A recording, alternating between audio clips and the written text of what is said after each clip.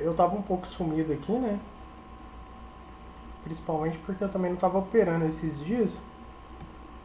Que eu tava entrando de manhã lá no trabalho. Geralmente eu tenho a parte da manhã livre e eu tava trabalhando na parte da manhã. Agora eu voltei aqui só para atualizar aqui como é que hoje tá o meu operacional.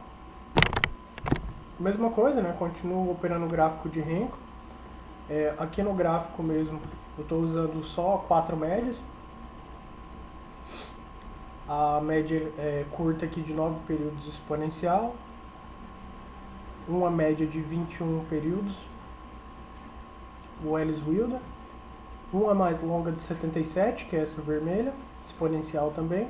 E essa pontilhada aqui, que é a de 200. No gráfico em si, estou usando só isso, não estou usando nada além disso.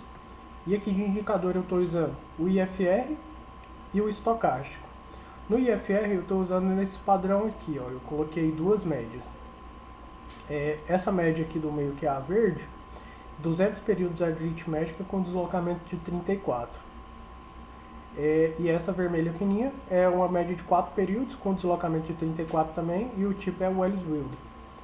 E aqui no estocástico, estou usando nessa configuração aqui, ó, estocástico lento, 400 períodos, com a média aritmética de 34.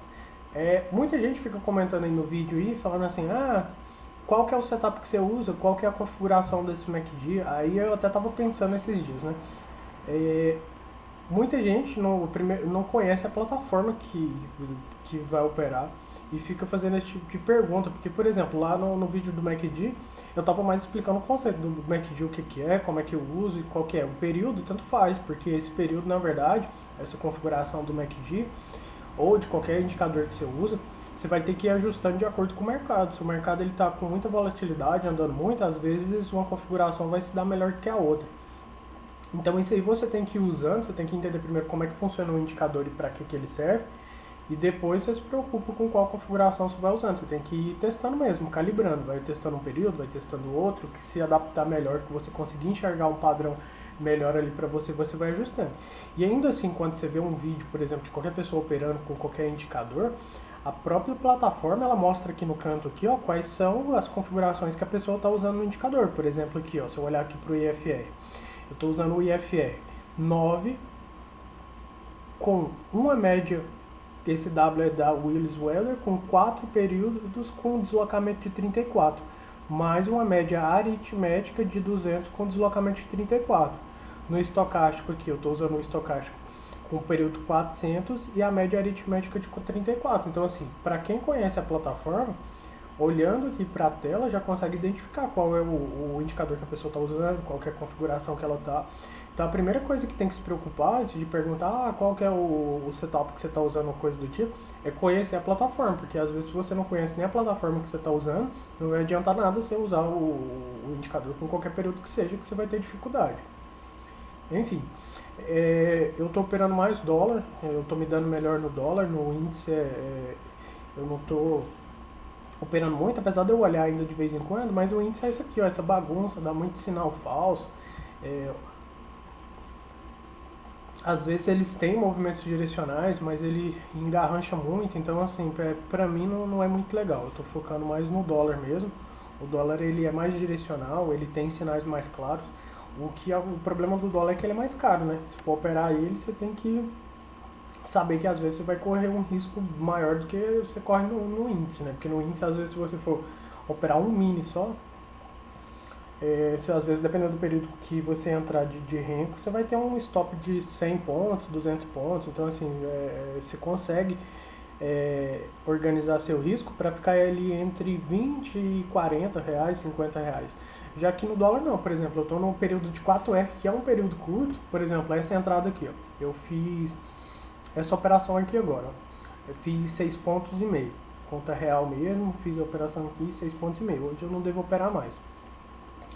Para entrar aqui nessa operação, a minha entrada seria aqui, meio ponto acima aqui, né, que o preço foi embora, fez a correção na média.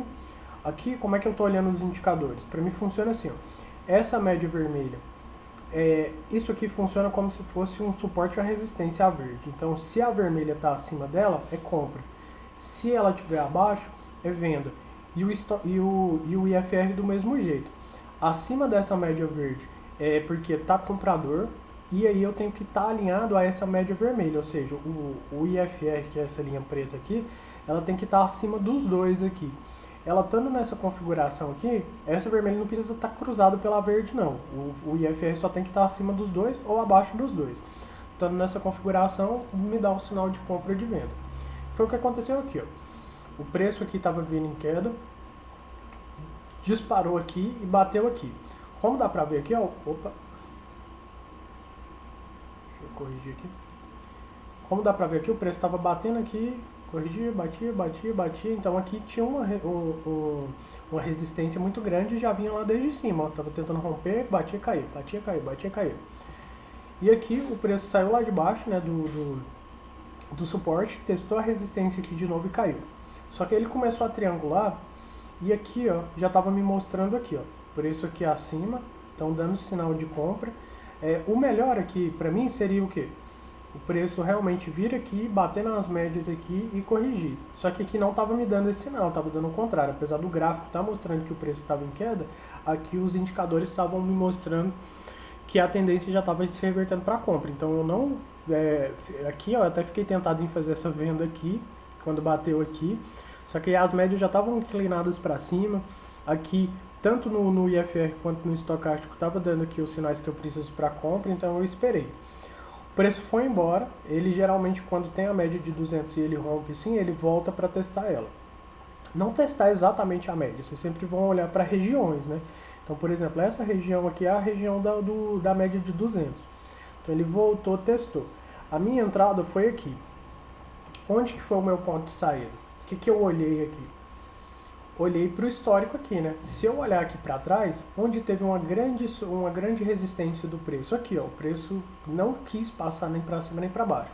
Batia aqui e voltava, atravessava, voltava, atravessava para baixo, voltava. Então aqui era um ponto onde eu sabia que o preço ia brigar. Então o que eu fiz? Coloquei aqui mais ou menos essa linha aqui só para me marcar. Na verdade eu coloquei mais para cima aqui, bem no meio aqui de onde teve a briga aqui. E tracei. Aí a minha entrada foi aqui, com o meu risco aqui, né? Meio ponto abaixo aqui do martelinho aqui, com 2 vezes o meu risco. Como é que você calcula esse negócio de 2 vezes o risco? Aqui, ó, se o meu stop estava aqui e eu entrei aqui, 2 vezes o meu risco é nessa verde aqui. A ferramenta é essa aqui, ó, projeção de Fibonacci. Ela serve para isso. Pra você, aqui na roxinha é uma vez, ou seja, se eu saísse aqui, o mesmo tanto que eu estava arriscando, por exemplo, se o meu stop era de 5 pontos, eu ia sair com 5 pontos. Aqui eu já ia sair com 2 vezes, e por aí vai. Eu tracei aqui, deu mais ou menos na região aqui onde era que eu já achava que o preço ia segurar, então eu saí aqui. Entrei, o preço andou a meu favor, não testou muito ao contrário aqui, então eu já peguei o meu stop, passei aqui para cima, garanti meio ponto, esperei pegar o alvo. Pegou e agora bateu justamente lá, né? E tá voltando. Eu não devo fazer mais nenhuma operação hoje, mas esse é o operacional que eu estou fazendo agora. Tem nenhum segredo, é simples, eu só olho isso aqui para me confirmar. Outra coisa também que dá bastante sinal aqui nessa indicação são as divergências de topo e fundo, né? Quer ver? Ontem mesmo eu vi uma operação aqui que foi muito bonita. Deixa eu ver se eu acho ela aqui. Aqui, ó.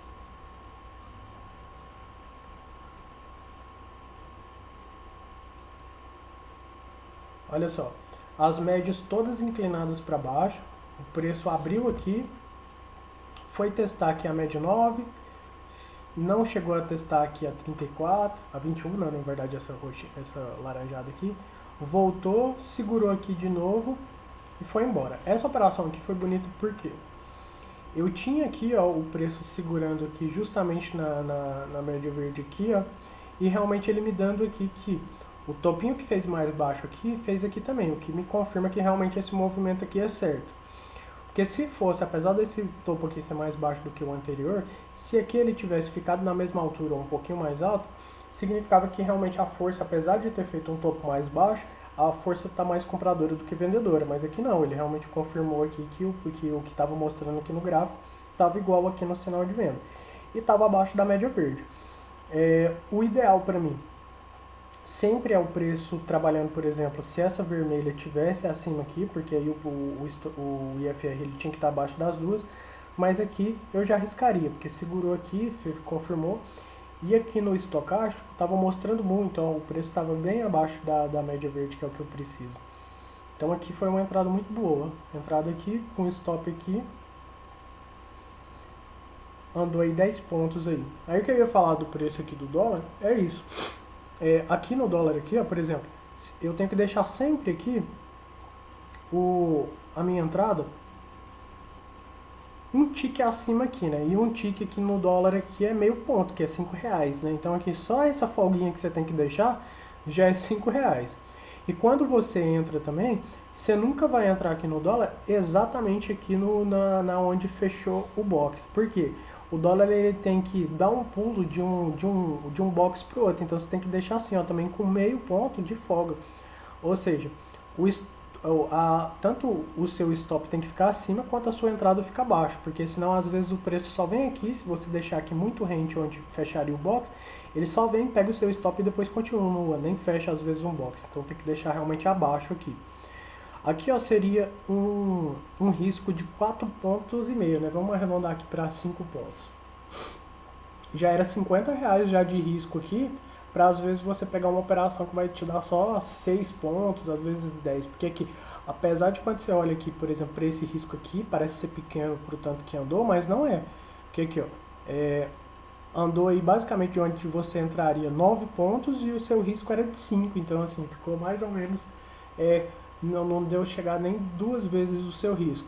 Então o dólar realmente tem essas peculiaridades, apesar dele graficamente dar sinais mais claros de entrada, ele não testar tanto, não ser tão mentiroso igual o índice, ele acaba sendo mais caro. Então realmente é bom ter pelo menos aí mesmo que você for operar só no contrato, ter pelo menos uns R$500 e operando de pouquinho, de um contrato mesmo, até você crescer o capital e por aí vai. Então aqui ó, o sinal sempre é esse, preço aqui, as médias me mostram mais a direção do preço, onde o preço vai segurar, principalmente a de 200, porque aqui ó, quando rompe sempre vai voltar e testar ela, se você for fazer uma entrada dessa. Aqui mesmo, ó, o preço saiu lá de baixo, foi direcional aqui para 200, rompeu ela, voltou, testou. Aqui seria uma entrada, ó, porque o IFR está acima das médias e aqui o estocástico também. Só que aqui ó, não ia dar alvo. Aqui você ia ter um risco aqui de 4 pontos, 4,5 pontos, e o preço andou só a mesma coisa, então ia ser 1 para 1. Às vezes se você não garantisse nada, o preço ia voltar e te tirar. Mas aqui foi uma entrada graficamente certinha, os sinais todos estavam ok, deu sinal e tudo certo. Então é isso, eu tô aí sem postar vídeo, principalmente porque meu computador aqui é um pouco ruim, e quando eu gravo os vídeos, ele trava um pouco. Então assim que eu trocar de computador eu tento mostrar mais, mas eu vou deixar aí o meu Instagram também, qualquer coisa que precisarem, pode me adicionar lá e falar comigo lá que eu tento ajudar com o que eu puder.